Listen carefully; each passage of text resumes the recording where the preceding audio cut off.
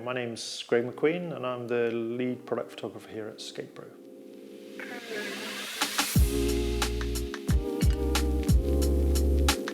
SkatePro's actually been around for about 20 years, started in 1996. We have a lot of different sort of types of objects that we photograph, from scooters to skateboards to skates to all kinds of sort of exports style products.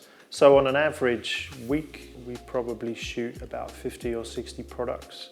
I know last year that added up to about 8,000 images being processed through the studio. And then this year, because of the way things have expanded, I did have sort of initial estimate that we'd shoot around 12,000 images this year. We've already exceeded half of that. So when I first started working here at SkatePro, we were actually just using like the bare minimum services from Pixels, which is just pure background removal. So the workflow when the images came back was quite heavy. We were doing a lot of retouching ourselves and straightening and doing a lot of sort of that heavy work. So I realized after a while we could use Pixels a lot more. So now we get Pixels to do all the sort of scratch removal and dust removal and retouching and straightening and all of that. So when we get images back now, they're already 90% done.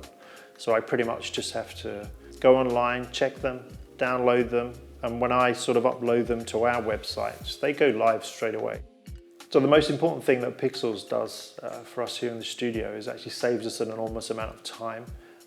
If I was actually having to sort of process the images myself, it's hundreds of images. That would take hours and hours and hours of work. Whereas working with Pixels, we can send them away, we get them back often within 24 hours. But being able to utilize more and more of what Pixels has to offer has actually put me in a position where I can start doing more creative assignments and spending time on those, which has actually really helped on the marketing side. So now we have sort of two photographers being able to sort of work together and produce creative work, and we wouldn't be able to do that if Pixels didn't free up that time.